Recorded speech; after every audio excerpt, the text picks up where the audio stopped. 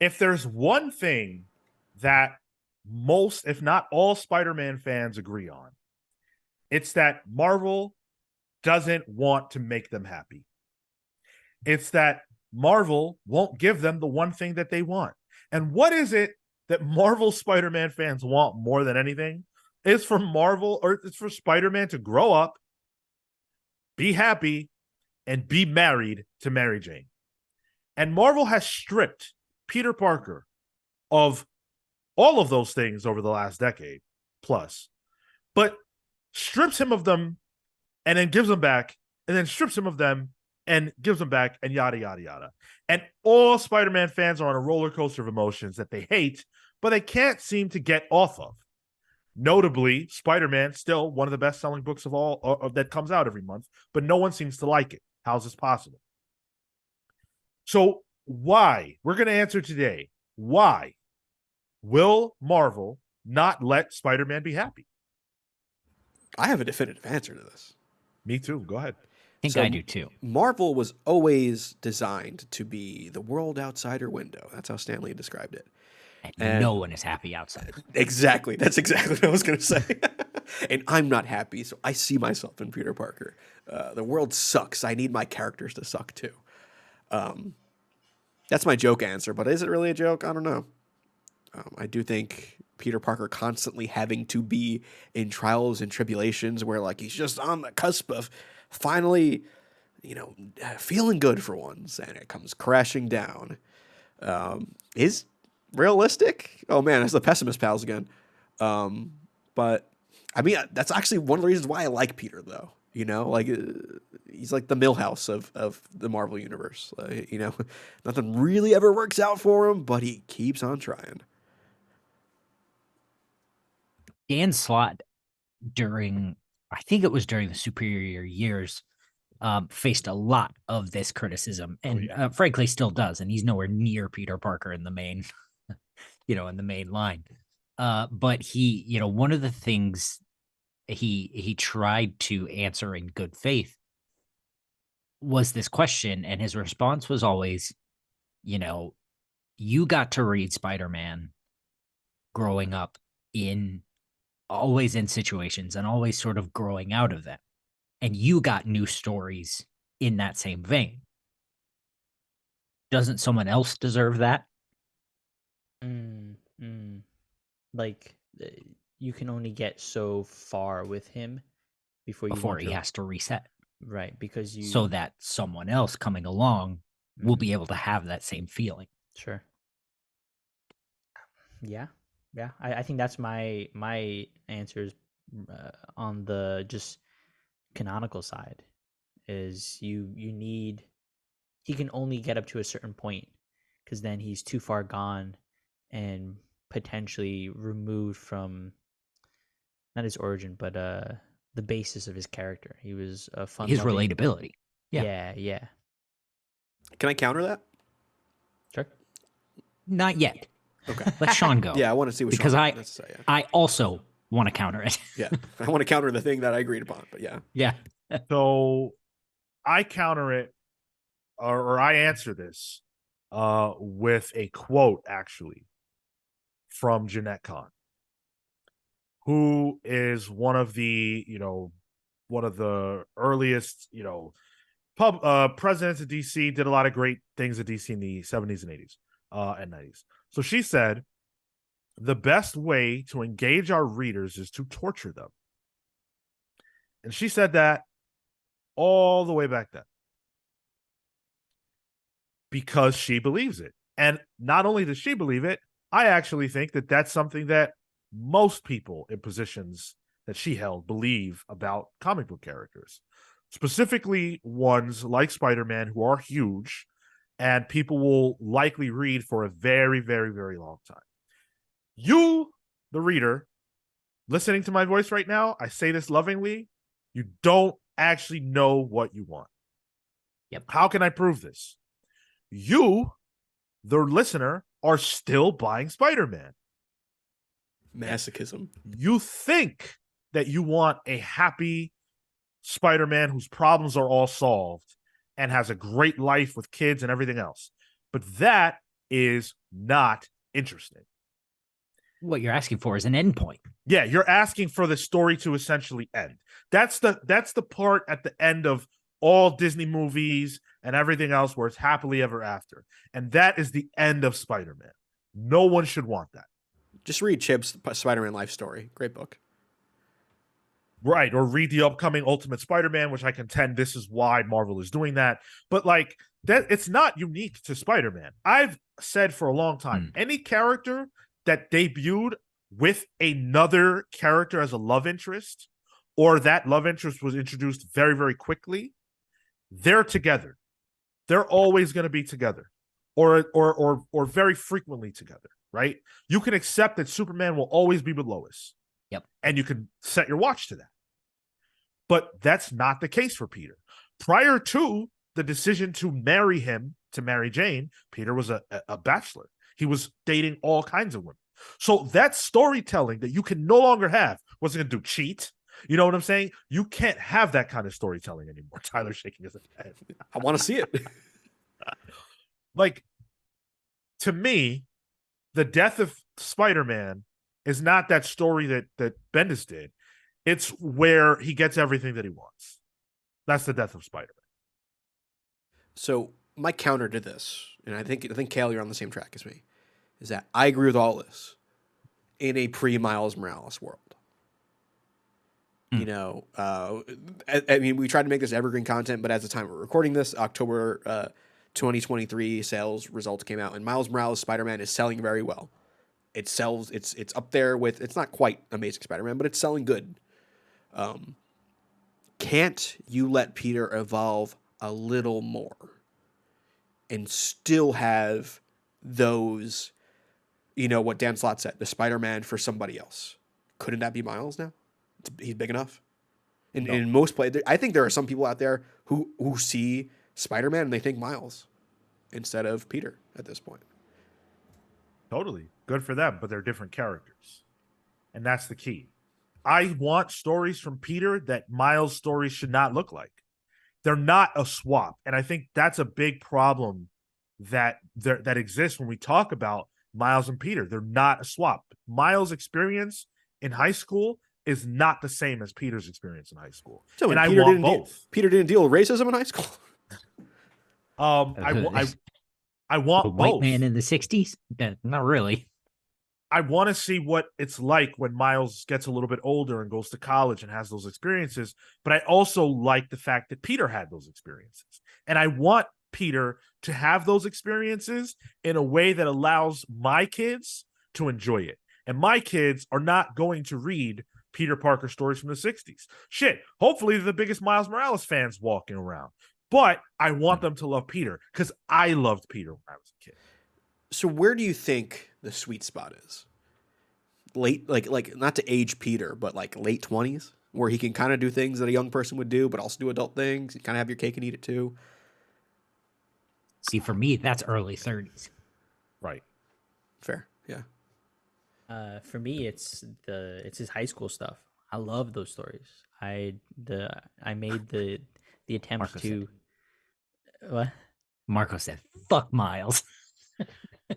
Yeah, I had fun because when the Spider-Man stuff that I read, I at that point I was trying to go back to the beginnings of X-Men and Spider-Man, and that stuff was just cool. I like the high school aspect. I like the simpler problems, and you know he's living two lives, trying to be a good student and balance his relationships and be a hero. Didn't Marvel do maybe like right before Secret Wars do like Friendly Neighborhood Spider-Man, which was like this out of continuity kind of take where it's like, oh, we can revisit Spider-Man's young years, tell some fun stories, and it's still in canon. Yeah. Does that scratch the same itch for you, Marco? Like as long as the stories are being told, or does it have to be like this is our Peter at this point in time? Oh, I don't care about where or like You're not a continuity where he stickler. sits. Yeah, that's fine. But it has to be those stories. He needs to be worried about his friggin' calculus 3 exam or something. My nightmare. I just feel like there are certain elements that make a Peter Parker story, like I'll just even drop the Spider-Man moniker, Mm. that yeah, he can get older, right? But if you look at Peter's life, from like the actual in comics continuity of his life, he's always been the same person with the same problems. And really the only outlier of that is when he was married. There are parts of a Peter Parker story that do not exist for a Miles Morales story. I think the constant unluckiness is classic Peter Parker. The constant getting in your own way is very Peter Parker as well, where I don't think really Miles has that issue. So I think there are there are a lot of I feel keystones and core elements of Peter Parker that just leads to him being unhappy in a way. And it's all by design. This Yeah, is not yeah. like, take any story. I don't know. Like, take any, story that's not a Disney movie or whatever, an ongoing story. Characters have drama and strife, and they're not happy. They're just not. That's not interesting. Happiness is not compelling. So I guess And that's yeah. the point of stories. There needs to be conflict, and there can't be conflict without a reason for that to have a reason for conflict, which is happiness versus unhappiness. Yeah. But is there not, like, you can do that with Peter married? Like, he's still gonna have to be Spider-Man. I think even just leveling up his personal life, he's got to pay taxes now as an adult. That sucks. And he's still got to figure out how to provide for a family. He's still got to figure out, how to have a job. He's got to get his kid to school instead of him to school. To me, there are still ways that you can have that Peter Parker stuff and make it interesting. You're making me think of a story where Peter Parker gets his Avengers salary and has to figure out how to file that on his taxes without revealing a secret identity. That's really good. I'm not saying that's the only thing. Well, I like that. But story. like, maybe an accident, a Peter Parker, infidelity arc. He gets in his own way, my man. Like, yeah, that sucks, but I mean, that's interesting. MJ questions why he has Snapchat on his phone. Well, because he's old. He's a millennial. He hasn't moved on yet. But even so, to that, right? I think my other feeling with Peter specifically, but you can expand it, is that, like I said, I want my kids to be able to read stories about Spider-Man that feel connected to them. I think every generation should get to experience it, like Dan Slott said. And if you move the character too far forward, then it can alienate younger audiences, who can't relate to the problems that Peter has. Keeping him evergreen means rubber banding him to the point where, yes, he's not a teenager, but his life is not progressing to the point where you can't take stuff back. If you give them kids and you take them back, that's going to be a major problem. And they're always going to take things back with him. I think John Kent is around to stay. I think Superman will always be married to Lois Lane, and he's always going to be a dad, and that's who he is now, and they're cool with that. And I think that's great, because Superman is meant to appeal, at this point, I guess, to a different group of people than Spider-Man is, and Superman's filling a niche that Marvel doesn't need filled. Because if you want that story, you can read the Fantastic Four. There are other things. Well, I think that's the clear difference between DC and Marvel, too. Marvel needs to be a reflection of reality, whereas DC can be this idea of what reality is. Well, hey, There are people like Superman, right? Oh, there are a lot of people that are married with kids and happy. Gross. But I think Superman's nature, the nature of that person, of Clark Kent, lends itself to that. Whereas the nature of stories that get told with Peter, to me, don't lend themselves to that kind of growth. Because they can't be good. No, of course they can be good. They can be great. I'm talking about the longevity of that. He's saying his kids can't be reading a Spider-Man story where Spider-Man deals with the spark being gone from his marriage. Right. Like that Yeah. might be interesting to us as Sure. people that are, burgeoning on marriage or things like that, or in Cale's case is married. People that are around our age and older, but young people can't relate to that. And clearly Marvel worries about that, and I do too. I think the audience split where you have that family aspect in Fantastic Four, I think makes a lot of sense. Because there is a section of people that can relate to those things. And if that's the content they're looking for, then I would imagine they'll stick to that for Superman. They'll stick to that for Fantastic Four. But if you want that younger, semi-bachelor-esque Spider-Man, I guess that's the larger majority, or that's the larger chunk that people want to experience Spidey through. Just like Dawson's Creek, Marco. Who was happy on that show? Nobody. Until the very last episode. Yeah, So definitely not set design trying to make snow for that show. They weren't happy. But in any event, I think the best chance that you have as a Spider-Man fan to be happy, if what you want is a Peter who's living a life that's like evolved, is to read Ultimate Spider-Man. I was going to say go to therapy, but I guess you're talking about reading the comics. So, yeah. Also recommend that. Wait, you mean Ultimate Spider-Man will show that full progression? I mean that this new Ultimate Spider-Man is giving you the adult, married with children Peter that people want. Gotcha. There's also the Renew Your Vows series. Right, That- which From what I understand, was pretty good. pretty good. It is. And it continues as if I remember correctly, as if the Mephisto stuff didn't happen. I think so. Yeah, I Correct. think you're right. Yep. Yeah. So there's lots of stuff for you out there if you are that Spider-Man fan, but I feel your pain. I was among those upset by the decisions that were made to separate Peter from MJ. I was among them. I was sad he picked Empire State College, frankly. So I'm a Carly Cooper fan, so. Hey, what about no one ever talks about the group of fans that feel that never should have moved on from Gwen, and that Gwen should be his eternal love. Well, they're dumb. She was already. Come on. Gwen was an idea, barely a Oh, they were character. good. Gwen only became a character once she died. they were a cute couple. What do you mean? Sure, That's they all it were. was, though. That's That's why all she it had to was. die. Damn. Never marry your high school sweetheart. That's what I'm saying. I think. Oh boy. But I think it's important to realize, especially as a comic fan, like you can want it all day, but Marvel got to sell books.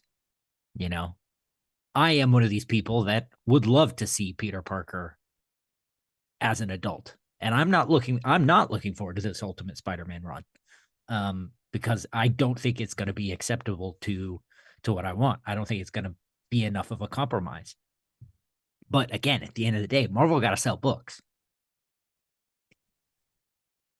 Well, hey, they killed off Aunt May, so that should be a start. Listen. Yeah. I want to see that old biddy go. Wow. You want it on panel. Oh, man. I'd love to be the one who pulls the trigger. This dude wakes up every morning and just reads One More Day. He's like, all right, good. I'm in a better mindset now. Back in black. Yeah, back in I get to watch that dude pull that trigger. Yeah. Well, thank you to those of you who pulled the trigger on joining us for the channel membership. If you're watching this early, that means you did. So appreciate you. Everyone else, hope you enjoyed the conversation. We have so much other stuff for you to check out. It's all across our YouTube channel. Give us a watch. Give us a like. Subscribe to the channel. Thank you so much. Take care, guys.